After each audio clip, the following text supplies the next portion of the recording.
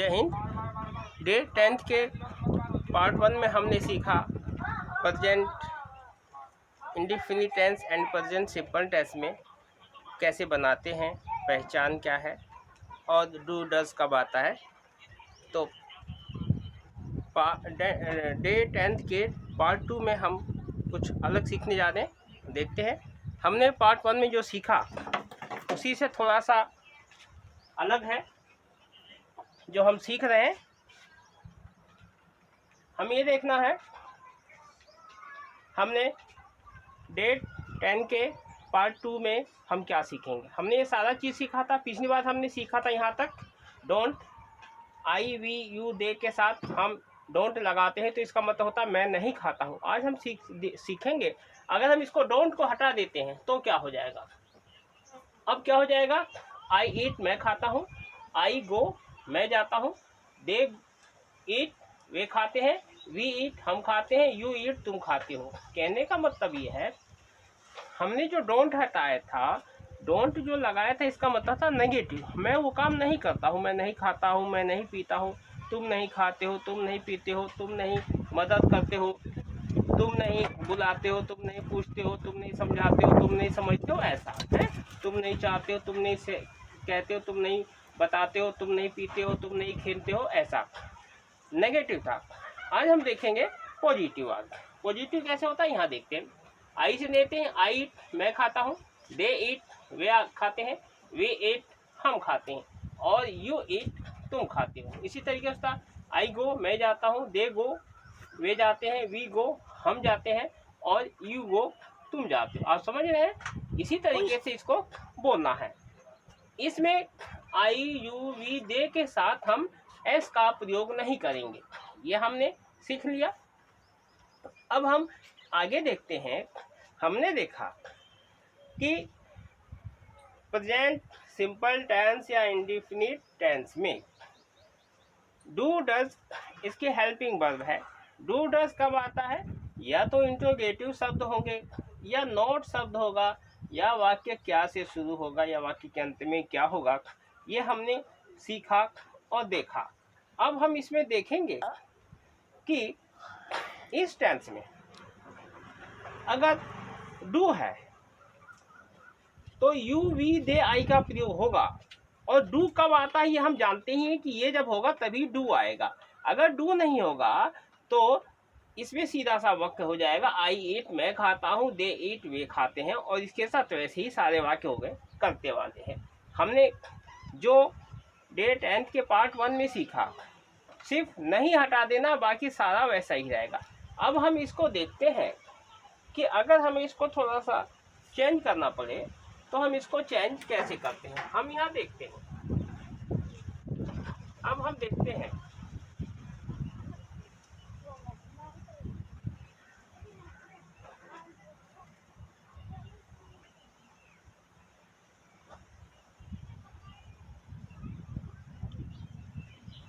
यहाँ देखना है।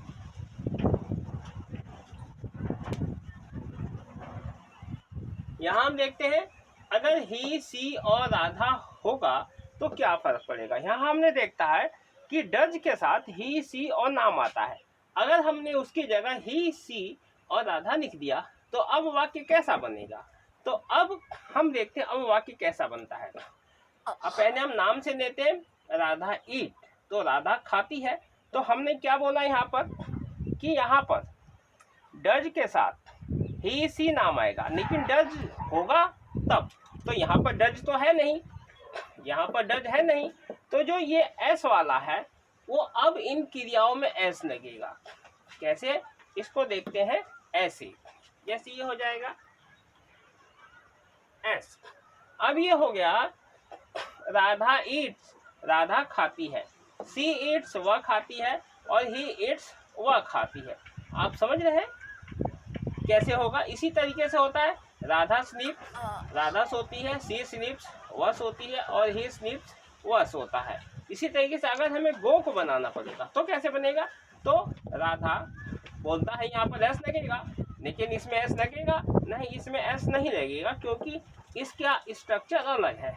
इसको हम देखते हैं इसमें एस क्यों नहीं लगता है। तो यहाँ हम देखते हैं, यहाँ पर यहाँ देखते हैं, जब वर्ब के अंतिम अक्षर डबल एस हो, ओ हो, जेड हो, एक्स हो, सी एच हो और एस एच हो और सब्जेक्ट थर्ड पर्सन सिंगुलर हो तो वर्ब के साथ ई एस जोड़ा जाता है। आप समझ रहे हैं? तो इसमें क्या लगेगा? एस नहीं लगेगा, इसमें लगेगा ई एस, इसमें लगेगा ई एस, इसमें लगेगा ई एस। आप समझ रहे हैं? जिसमें भी ये अक्षर होंगे double S, O, Z, X, C H, S H, तो एस न लगकर ई एस का प्रयोग होगा। ये आप समझ गए। आगे देखते हैं, राधा स्लीप्स, राधा सोती है, सी स्लीप्स, वह सोती है, ही स्लीप्स, वह सोता है। इसी तरीके से होता है, राधा राइट्स, राधा लिखती है, सी राइट्स, वह लिखता है, वो लिखती है, और ही राइट्स, वह लिखता है। ऐसे ही सारे में ऐसे ही बनाएंगे, बस वो करता है ऐसा होगा। एक बार और थोड़ा सा देख लेते हैं, अगर ही सी राधा होगा तो क्रिया में एस लगेगा। समझ रहे हैं ना? नहीं समझे? समझ लीजिए, ही सी या किसी का नाम होगा, राधा, महेश, दिनेश, सुरेश, तो ये क्रिया जितनी भी है इनमें एस जुड़ जाएगा। समझ रहे हैं? जिसमें ये अक्षर हैं double S, O, Z, X, C H, S H, इनमें अगर क्रिया के अंत में अंतिम अक्षर ये है तो इसमें क्या लग जाएगा? ई एस लग जाएगा। इसमें क्या लग जाएगा? इसमें लग जाएगा ई एस। इसमें क्या लग जाएगा? E S. समझ रहे ना? नहीं समझे? फिर समझ लीजिए, अगर एक वचन है और ये सब नहीं है तो डू डज का प्रयोग होगा ही नहीं। अभी क्लियर होगा कि डू डज कब आता है, तो इसमें डू डज आएगा नहीं, क्योंकि इसमें ना नेगेटिव है ना इंट्रोगेटिव है ना बाकी क्या से शुरू हो रहा है। तो इसमें क्या आएगा? जब ही सी या नाम होगा किसी का भी तो क्रिया में एस लग जाएगा। क्रिया में क्या लग जाएगा? एस। और जहां पर ये अक्षर होंगे अंत में double S, O, Z, X, C H, S H, तो क्रिया वर्ब के अंत में क्या लग जाएगा? ई एस जुड़ जाएगा। E S. समझ रहे हैं? मुझे लगता है आपकी समझ में आ रहा होगा। तो आगे देखते हैं। अब हमने इसको जैसे यहाँ पर बोला ओ की वजह से ई एस लगा, इसी तरीके से यहाँ पर सी एच भी यहाँ लिखा हुआ है, यहाँ भी सी एच लिखा हुआ है, तो यहाँ पर क्या आ जाएगा? यहाँ भी टीच हो जाएगा। ई एस यहाँ भी जुड़ेगा क्योंकि ऐसा नियम बना हुआ है, ऐसा नियम लिखा हुआ है। तो आप समझ गए। आगे चले तो इसी तरीके से आपको ध्यान देना है। ज़्यादातर ये सवाल पूछे जाते हैं एस कब लगता है और ई एस कब लगता है, तो आपकी समझ में आ गया होगा कि एस कब लगता है और ई एस कब लगता है। एक बार और इसको रिवाइज कर लेते हैं। अगर यहाँ पर आई यू वी दे होगा तो एस नहीं लगेगा। समझ रहे हैं? अगर यहाँ पर आई यू वी दे होगा तो क्रिया में एस नहीं लगेगा। एस तभी लगेगा जब एक वचन होगा, जैसे ही, सी या राधा, तो इस क्रिया में एस लग जाएगा। आप समझ रहे हैं? हम सीख रहे हैं प्रेजेंट सिंपल टेंस या प्रेजेंट इंडेफिनिट टेंस के टेंस बारे में। और इसमें हेल्पिंग वर्ब तभी आती है जब ये होता है। अगर ये नहीं है तो हेल्पिंग वर्ब नहीं आती है। तो ये क्लियर हो गया। ये ताती वाले वाक्य है, इसके अंत में हमें ताती लगाना है, ये भी क्लियर हो गया। अब हम आगे थोड़ा सा और देख लेते हैं। जैसे यहाँ पर हमने देखा कि इनके साथ एस लगता है, तो इन कोई भी वाक्यों में एस लगेगा। जैसे राधा गिव्स, ब्रिंग्स, बाइस, सेंड्स, थिंग्स, सीज, ऐसे इन सब में एस लग जाएगा। अगर जिनमें हमने एस नहीं लगाया है तो आपको समझाने के लिए लगाया है कि इसमें एस लगेगा। अगर आई यू वी दे होगा तो इसमें एस नहीं लगेगा। आप समझ रहे हैं? यहाँ पर इसके अंत में एस लग जाएगा अगर ही सी राधा होगा तो। आप समझ रहे? क्लियर होगा? मुझे उम्मीद है आपकी समझ में आ रहा होगा। अब आगे इसको देखते हैं। ये स्ट्रक्चर हमने देख लिया। अब यहाँ देखते हैं, यहाँ भी नियम वही है। इसमें क्या था? इसमें था कि ये इंट्रोगेटिव वर्ड नहीं था, तो इसमें डू डज का प्रयोग नहीं हुआ। तो आपको समझाने के लिए कि ये डज कब आता है हम यहाँ देख लेते हैं। यहाँ पर आता है डज नॉट। डज नॉट का मतलब होता है कि डज का प्रयोग होगा। आपको पता है डज का प्रयोग क्यों होगा? डज का प्रयोग इसलिए होगा कि यहाँ पर नॉट शब्द का प्रयोग हुआ है। तो हम यहाँ देख लेते हैं, यहाँ से लेते हैं, Radha does not need my help. Radha को मेरी मदद की जरूरत नहीं है। इसी तरीके से होता है सी से, she does not need my help, उसे मेरी मदद की जरूरत नहीं है।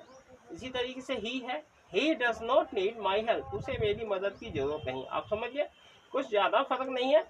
आई यू वी दे के साथ यहाँ पर डोंट हो जाएगा, ही सी और नाम के साथ यहाँ पर डज नॉट हो जाएगा। आप समझ रहे हैं, यहाँ पर सारी बातों को समझा रखा है, इसको और समझ लीजिए। फिर आगे देखते हैं, Radha does not need my sympathy, उसे मेरी हमदर्दी की जरूरत नहीं है। She does not need my sympathy, उसे मेरी मदद की जरूरत नहीं है। He does not need my sympathy, उसे मेरी मदद की जरूरत नहीं है। इसी तरीके से देखते हैं, Radha does not need my advice, उसे मेरी सलाह की जरूरत नहीं है। इसी तरीके से होता है, she does not need my advice, उसे मेरी सलाह की जरूरत नहीं है। He does not need my advice, उसे मेरी सलाह की जरूरत नहीं। इसी तरीके से हो सकता है, Radha does not need my money, उसे मेरे पैसों की जरूरत नहीं है। She does not need my money, उसे मेरे पैसों की जरूरत नहीं है। और he does not need my money, उसे मेरे पैसों की जरूरत नहीं है। नेक्स्ट हो सकता है, Radha does not need to go to my house, Radha को मेरे घर जाने की जरूरत नहीं है। She does not need to go to my house, उसे मेरे घर जाने की जरूरत नहीं है। He does not need to go to my house, उसे मेरे घर जाने की जरूरत नहीं है। आपकी समझ में आ रहा है ये क्यों ऐसा हो रहा है? अगर इसी को हम डज नॉट हटा देंगे तो हो जाएगा जरूरत है। आप समझ रहे हैं ना, डज नॉट का मतलब होता है नेगेटिव वाक्य, नहीं जरूरत है। और अगर डज नॉट हट जाएगा तो हो जाएगा जरूरत है। जैसे Radha does not need my help, तो राधा को मेरी मदद की जरूरत नहीं है। तो हम अब डज हटा के देखते हैं, राधा नीड माई हेल्प, तो इसमें क्या करेंगे, यहाँ पर एस लग जाएगा। क्या करेंगे, यहाँ पर एस लग जाएगा।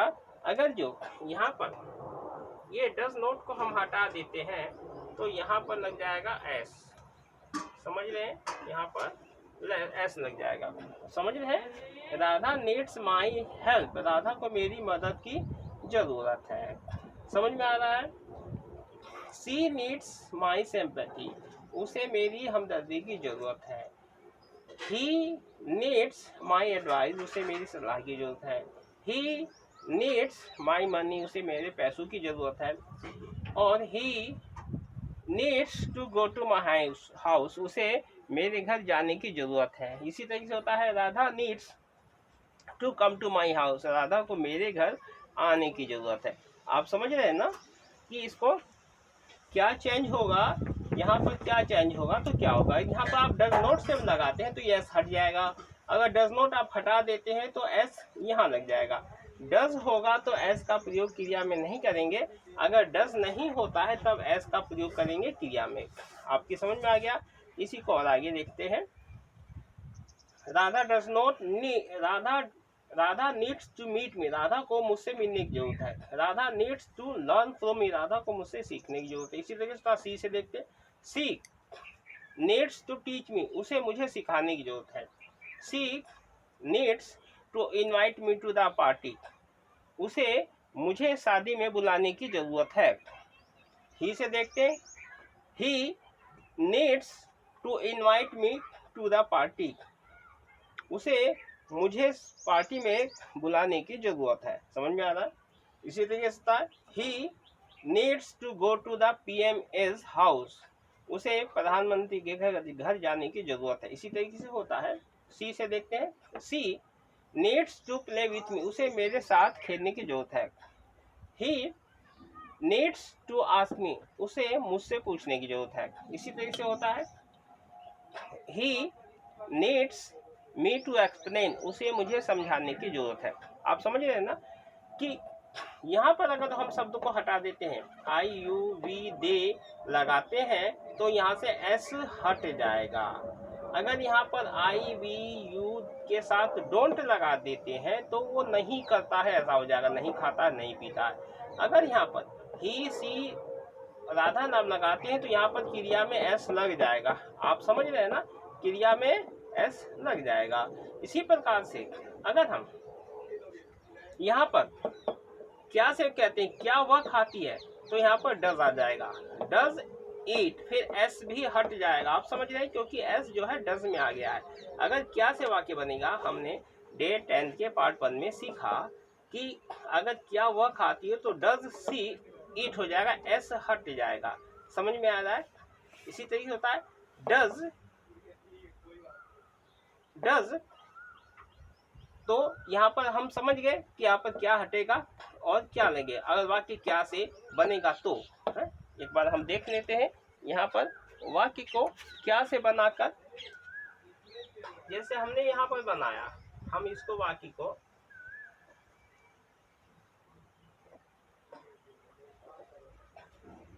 सॉरी थोड़ा सा दिक्कत है, इसको देख लेते हैं।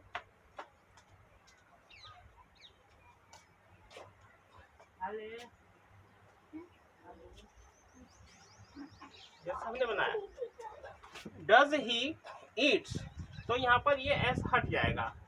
आप समझ रहे हैं, यहाँ पर एस हट जाएगा। अब आगे देखते हैं।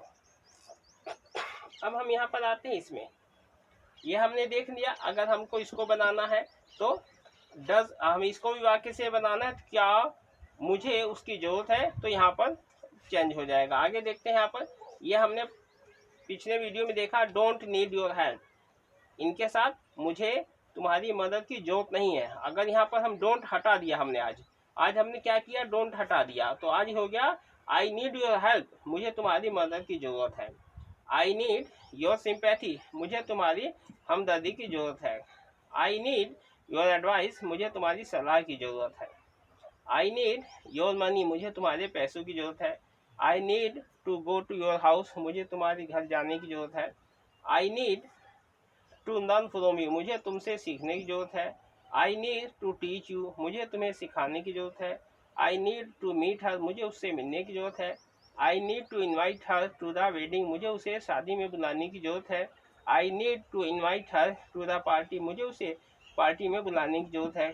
आई need to go to the PM is house, मुझे प्रधानमंत्री के घर जाने की जरूरत है। I need to play her, मुझे उसके साथ खेलने की जरूरत है। I need to ask him, मुझे उससे पूछने की जरूरत है। इसी तरीके से आई के साथ बनाना है, डे के साथ बनाना है, वी के साथ बनाना है और यू के इसके साथ बनाना। अगर इसी को बनाना है क्या से, क्या मुझे तुम्हारी ज़रूरत है, तो ऐसे बनेगा। इसको चेंज कर देंगे, इसकी हेल्पिंग वर्ब पहले आ जाएगी। तो डे 10 के पार्ट 2 में हमने सीखा प्रेजेंट इंडिफिनिट या प्रेजेंट सिंपल टेंस की रचना को कैसे किस प्रकार बनाते हैं, एस कब लगता है, एस कब लगता है, वाक्य क्या से कब बनता है, एस किसके साथ लगता है, डू के साथ क्या आता है, डज के साथ क्या आता है, ये सारी चीज़ों को हमने सीखा। मैं आशा करता हूँ आज इसको आपको समझ में आ गया होगा। अगर आपको वीडियो अच्छा लगता है तो ज़्यादा से ज़्यादा शेयर करें और सब्सक्राइब कीजिए। तो जल्दी ही मिलते हैं हम डे 10 के पार्ट 3 में। तब तक के लिए जय हिंद।